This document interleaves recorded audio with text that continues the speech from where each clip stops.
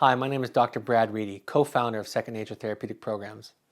I'd like to welcome you and acknowledge that you're going through, in many cases, a very difficult time in your life. To make a decision to send your child away to a wilderness program can be scary, painful, and lonely. You can feel isolated, like nobody understands you. At Second Nature, we believe that families deserve a clinically sophisticated and compassionate response to the challenges that are facing them. At Second Nature, we believe that while there is an identified patient, that the family, for it to be effective, must be involved from the very beginning. From assigned letters, to weekly phone calls, to at times cell phone or satellite phone calls with your child in the field, to family visits while your child is in the field, and finally, all families are invited to attend a graduation process. Also during the process, you might be provided a mentor upon request, or also participating in twice weekly webinars provided by the program where you can interact and ask questions in between your weekly phone calls. You can be asked to visit support groups, individual therapy, and also participate in our parent curriculum with reading assignments and writing assignments. So why wilderness? What makes wilderness so effective?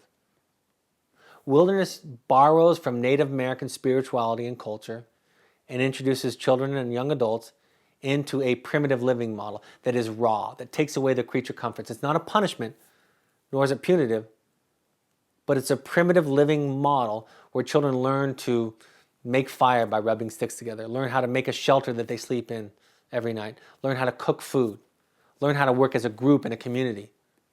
They create a microcosm, a family, many of them call it, where they listen to encouragement, hear tough feedback from peers and from staff, and also acquire new skills and tools to get along better in life and with their family. They make use of rituals, metaphors, rites of passage, transition, and experiential living that the therapist uses effectively to treat the problems that your child is struggling with. The goals of wilderness therapy are split up into three categories: assessment, recommendation, and treatment.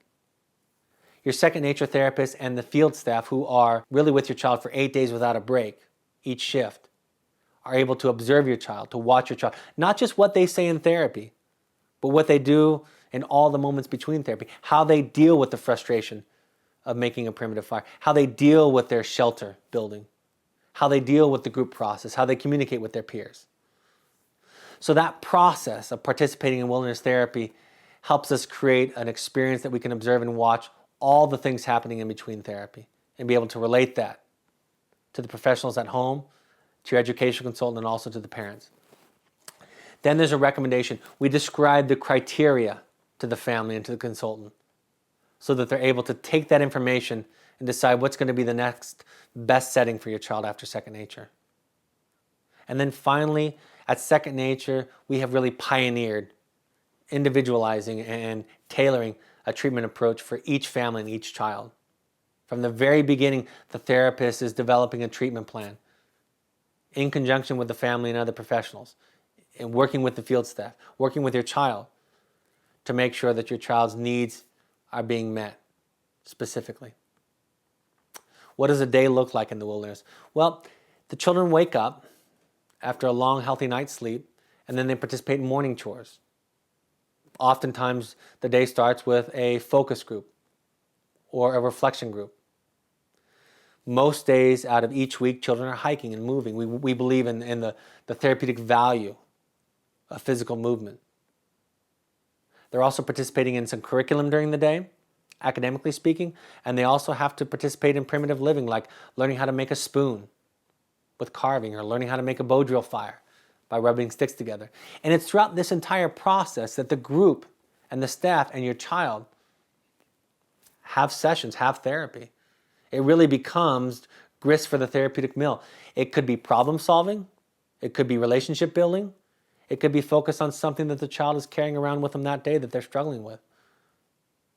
And so they learn in that context, in that milieu, how to deal with problems in real time. They arrive at camp in the evening after a long and satisfying hike to build a camp together, to build a new campsite together. And then at night they have a closing group. 5 days a week they're moving, 2 days a week they have layover days where the therapist comes in and brings out letters and takes letters back in. And they're also creating and, like I said, developing a new treatment plan each week.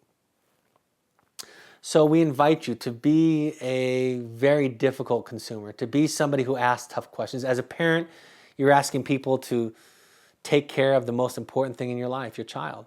Look over the website. Ask tough questions of us, of our admissions personnel. Ask tough questions of your educational consultant. And after you do all that, we wish you luck as you and your family look toward a more hopeful and positive future. Thank you and good luck to you.